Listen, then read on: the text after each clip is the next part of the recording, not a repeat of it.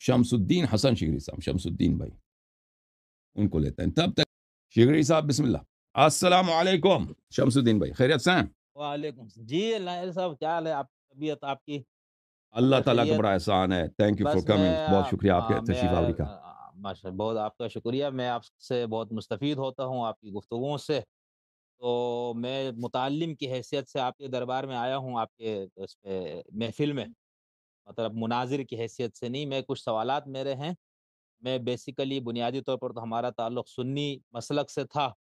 ٹھیک ہے، جی پھر صحیح، ہم تشیع کی طرف آئے جی اور پھر کچھ عرصہ اس کو پڑھا سمجھا سمجھ کے، یعنی کچھ چیزیں سمجھ کے ہم آئے تھے، تو ادھر پھر مسئلہ ہو گیا، مطلب ہمارے ذہن میں کچھ شکوک و شبہات پیدا ہو گئے، تو ہمارے یہاں پھر علماء اس پہ بات کھل کے نہیں کرتے، تو میں نے کہا کہ آپ بہت ببانگ دہل اور بہت حقیقت کا اظہار بہت کھلے الفاظ میں کرتے ہیں، تو میں نے کہا کہ آپ سے میں کچھ استفادہ کروں،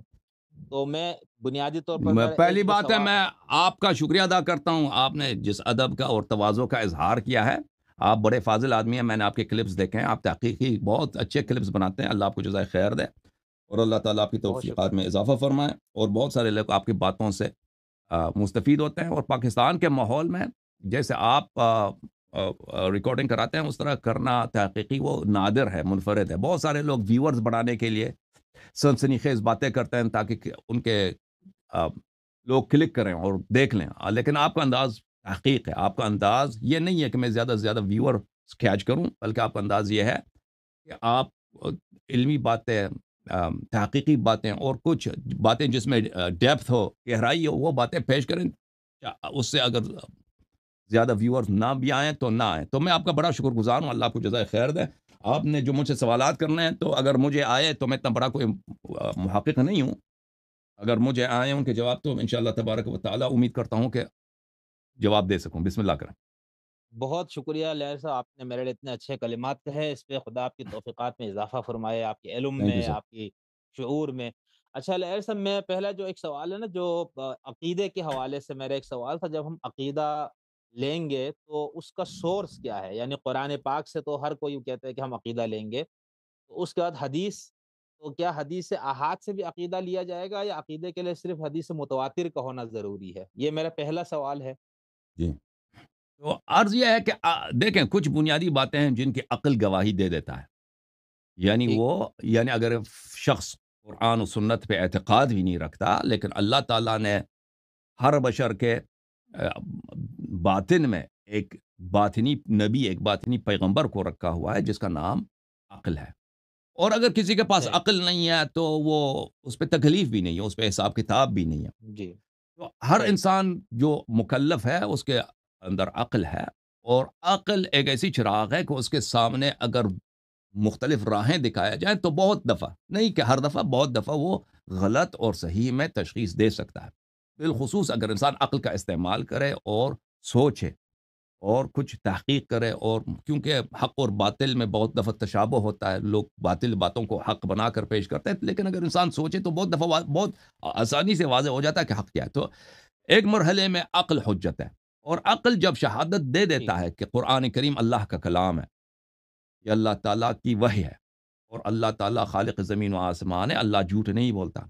اور عقل جب شہادت دے دیتا ہے کہ نبی کریم صلی اللہ علیہ وآلہ وسلم اللہ کے نبی ہیں، اور وہ معصوم ہیں، اور وہ ہدایت کے لیے بھیجے گئے ہیں، اور سراج منیر ہیں، ہادی ہیں، بشیر و نذیر ہیں، اور ائمہ اطہار علیہم الصلاۃ والسلام ان کے معصوم اور برحق خلفاء ہیں، اللہ کی جانب سے ہدات مہدیین ہیں، ان کو اللہ نے ہدایت کے لیے، تعلیم کے لیے، راہ دکھانے کے لیے اللہ نے تعین فرمایا ہے، تو پھر ان کے سب اقوال و افعال حجت بن جاتے ہیں۔ اب آپ کا سوال یہ ہے کہ قرآن، یہ تو بلا شک قرآن سے عقیدہ لے سکتے ہیں بشرط کہ وہ کسی معاملے میں سری ہو، کسی موضوع میں سری ہو، نص صحیح۔ ہو، اگر متشابہ ہے تو ٹھیک۔ لازمی بات ہے اس کے متعدد معنی ہے۔ اسی طرح احادیث جو متواتر ہیں، یقینی ہیں، ان سے آپ عقیدہ لے، اس میں تو شک ہی نہیں۔ اب بات آ جاتی ہے اخبار احاد میں، دیکھیں احاد کا مطلب یہ ہے کہ وہ یقینی نہیں ہے، ٹھیک ہے نا، یقینی نہیں ہے، یقینی نہیں ہے، جی۔ تو عرض یہ ہے کہ یہ ایک بہت بڑی غلط فہمی ہے کہ یہ احادیث اخبار احاد ہیں، اگر کوئی بھی حدیث اس کا وہ ایک سورس سے بھی آ جائے لیکن اس کے ساتھ ایسے قرائن، ایسے شواہد موجود ہیں کہ یہ واقعا معصوم کا کلام ہے، چاہے اس کی ایک ہی بھی سند ہو، ٹھیک ہے نا، ایک ہی بھی سند ہو، وہ خبر واحد کے زمرے سے نکل جاتا ہے، وہ یقینی بن جاتا ہے، بشرط ہے کہ صحیح، آپ کے پاس اس کے ساتھ ایسے قرائن ہوں، ایسے شواہد ہوں، یا ایک قرینہ ہو، ایک شاید ایک دلیل کافی ہے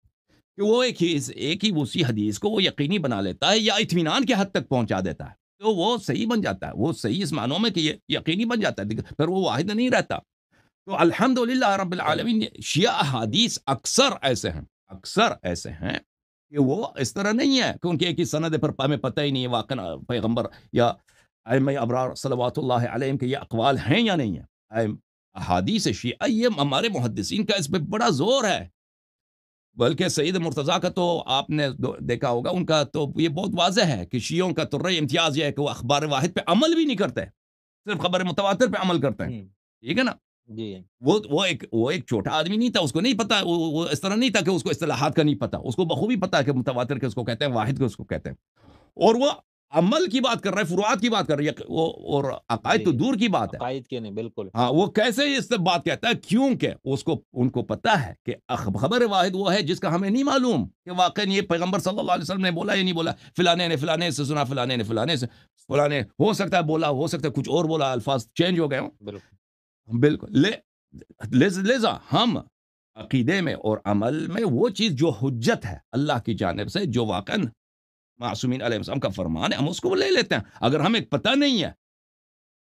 کہ یہ واقعا نبی صلی اللہ علیہ وسلم کا قول ہے یا نہیں ہے، امام معصوم علیہ السلام کا قول ہے یا نہیں، تو پھر ہم یقین سے کیسے کہہ سکتے ہیں؟ اس کو اپنا دین بنائے، اپنا حجت بنائے، ٹھیک ہے نا؟ ائمہ اطہار علیہم بہت اچھا، الصلوۃ والسلام قرآن مجید میں ظن کی کتنی وہ مذمت کرتے ہیں کہ ظن پہ عمل نہ کرو، ان الظن لا یغنی عن الحق شیئا، کہ گمان جو ہے، گمان کی پیروی نہ کرو، گمان جو ہے اکثر آپ کو بے راہ لے، آپ کو گمان ہوتا ہے کہ راہ یہ ہے، وہ بے راہ ہوتا ہے، وہ گمراہی ہوتا ہے۔ بہرحال یہ اختصار کے ساتھ آپ کا جواب ہے۔ بہت شکریہ لیاری صاحب۔ اچھا، اس میں مسئلہ لیاری صاحب آپ نے جیسا فرمایا کہ عقل ایک سورس ہے نا، جی تو جی جو ہمارا اخباری مکتب ہے، ان کے ہاں تو عقل سورس نہیں ہے، وہ پھر ہم، کیوں اس کا انکار کرتا ہے؟ ہم۔ یہ مجھے نہیں معلوم اخباریوں کا کہ اخباری کیا کہتے ہیں، تو بہرحال میں نے محدثین کے کتب میں جو دیکھا ہے، مثلا مرحوم کلینی رحمۃ اللہ علیہ پورا چیپٹر ہے عقل کی، اور عقل کی جی، تعریف بالکل کی، ہے، ان کا عقیدہ یہی جی، ہے۔ دیکھیں صحیح، محدثین جو ہیں، ایک تو آپ مجتہدین کے کتب میں جب جاتے ہیں، وہ اخبارین کے متعلق بہت کچھ کہتے ہیں، اخباریوں کا یہ جی، عقیدہ ہے، اخباریوں کا۔ جب ہم بھی حوزے میں پڑھتے تھے، رسائل پڑھتے تھے یا کفایہ پڑھتے تھے، تو وہاں پہ بہت کوٹیشن ہوتے تھے کہ اخباری یہ کہتے ہیں، اخباری محدثین یہ کہتے ہیں، تو ہمیں یہی لگتا تھا کہ اخباری کتنے بیوقوف ہیں، اخباری کتنے جاہل ہیں، اتنے واضح باتوں کو وہ ہاں، کیسے نہیں سمجھتے، یعنی بالکل، ہمیشہ اسی طرح پیش کرتے تھے کہ ان کی باتیں بہت ہی بچے گانا، بہت ہی سرسری، بہت غیر عمیق، اور کہ آرام سے آپ اس کی باتوں کو رد کر سکتے ہیں۔ لیکن یہ ہمارے مجتہدین کی جو ہے عدم امانت ہے، اور ان کا اپنا عدم تحقق تعمق ہے کہ محدثین کے کتب کو انہوں نے اچھی طرح سے پڑھا نہیں ہے، ان کے موقف کو اچھی طرح سے نہیں جانتے۔ عقل حجت ہے بالکل، لیکن ایک مرحلہ آ جاتا ہے کہ عقل کہتا ہے کہ اب مجھے نہیں معلوم۔ صحیح، فروعات میں اہل بیت علیہم الصلوۃ والسلام کے احادیث بہت زیادہ ہیں کہ آپ فروعات میں عقل سے حلال حرام نہیں بنا سکتے، یہاں پہ عقل آ کے رک جاتا، عقل خود بھی کہتا ہے وضو مثلا ہم کیسے بنائیں، یہ عقل کی بات ہی نہیں ہے، یہ ایک ایسی چیز ہے کہ عقل کہتا ہے مجھے وضو کا بالکل نہیں پتا، وضو یہ غسل جنابت کس طرح بنایا جائے، غسل جنابت واجب ہونا چاہیے یا نہیں ہونا چاہیے، تیمم جو ہے غسل کے بجائے مٹی پہ ہاتھ لگائیں، چہرے پہ لگائیں، یہ غسل کی جگہ لے لیتا ہے، ٹھیک ہے نا؟ یہ تو عقل سے بننے والی چیز ہے ہی نہیں ہے۔ عقل تو کبھی اس وادی میں قدم، عقل خود کہتا ہے کہ بھئی یہاں پر آ کر فروعات میں، شرائع میں، حلال و حرام کے مسائل میں میرے آنکھیں اندھے ہیں، مجھے نہیں آتے نظر، آگے کچھ نہیں نظر نہیں آتا۔ ہاں، اگر مجھے کچھ ایسی باتیں صحیح، دکھاؤ نا، ایک حدیث کہتا ہے کہ تم اس طرح سے تیمم بنا دو، دوسرا حدیث کہتا ہے کہ مثلا اس طرح سے تیمم بناؤ، ایک حدیث ضعیف ہے، ایک حدیث صحیح ہے، تو عقل وہاں پہ کہتا ہے کہ بھئی تم صحیح کو لے لو، یہ اس طرح عقل کہہ لیتا ہے، لیکن عقل صحیح، بذات خود حلال و حرام نہیں بنا سکتا، اس کو قیاس کہتے ہیں، اس کو استحسان کہتے ہیں، اس کو مصالح مرسلہ کہتے ہیں۔ ہماری مذہب میں اہل بیت اطہار علیہ السلام کے نہیں ہے، مذہب میں وہ مردود ہیں۔ تو محدثین صحیح، عظام جو فرماتے ہیں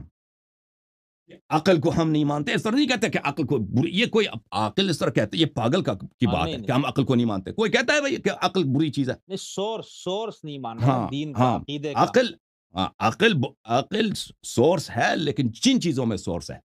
ان چیزوں میں یہ کہ اگر آپ عقل کے سامنے دو قضیہ رکھ دیں، دو دلیل رکھ دیں، وہ آپ کو جی، بتائے گا کہ جی، یہ صحیح ہے غلط ہے، صحیح، یہ صحیح ہے غلط صحیح، ہے، کچھ شواہد کچھ قرائن رکھ دیں، وہ اس سے استنتاج کر سکتا ہے کہ بھئی اس کون کا کوئی خالق ہوگا. مثلا ہم آیات دیکھتے ہیں، نشانیات دیکھتے ہیں کون میں اللہ تعالیٰ کی عظمت کا، اس میں بھی عقل محتاج ہے انبیاء کی اور وحی کی محتاج ہے. یعنی اگر انبیاء علیہ السلام نہ ہوتے تو عقل اللہ تعالیٰ کے صفات وغیرہ کا نہیں جانتا. یعنی ہم اس طرح ہم یقین سے نہیں کہہ سکتے اگر کوئی نبی نہ ہوتا، کوئی وحیانی ارشاد تعلیم نہ ہوتا، کسی بشر کو آپ کسی جزیرے میں رکھ دیں، وہ کبھی کسی اس کو دین کا نہ پتہ ہو، وہ ایسے اپنے عقل سے بتائے گا کہ اس قوم کا کوئی خالق ہے یا نہیں ہے. ہمیں نہیں معلوم اس کا، یہ کوئی کسی نے ترجمہ نہیں کیا ہے. لیکن عقل شواہد دیکھتا ہے، آثار دیکھتا ہے، لیکن کیا اسے صحیح نتیجہ اخذ کر سکتا ہے؟ یہ بات جو ہے نا، یہ بعض چیزوں میں صحیح نتیجہ اخذ کر سکتا ہے، لیکن اکثر معاملوں میں پھر بھی اس کو تعلیم کی ضرورت ہوتی ہے، ارشاد کی ضرورت ہوتی ہے. جی ہاں، تو عرض یہ ہے کہ عقل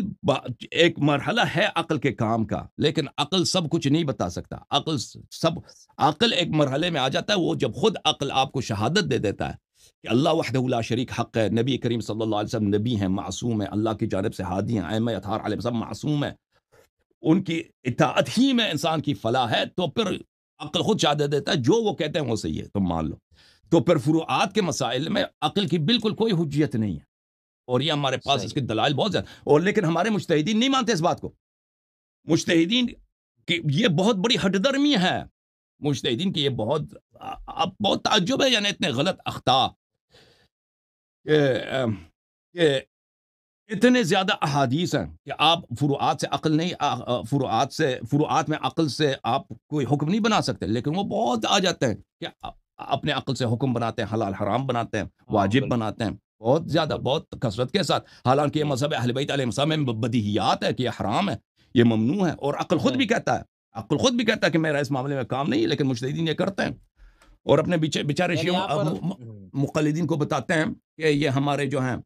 ہم نے یہ سب قرآن و سنت سے اخذ کیا ہے. لیکن ان کی کتابوں میں جائیں، بے شمار ان کے احکام ہیں جو عقلی دلائل پہ مبتنی ہیں. جی سر.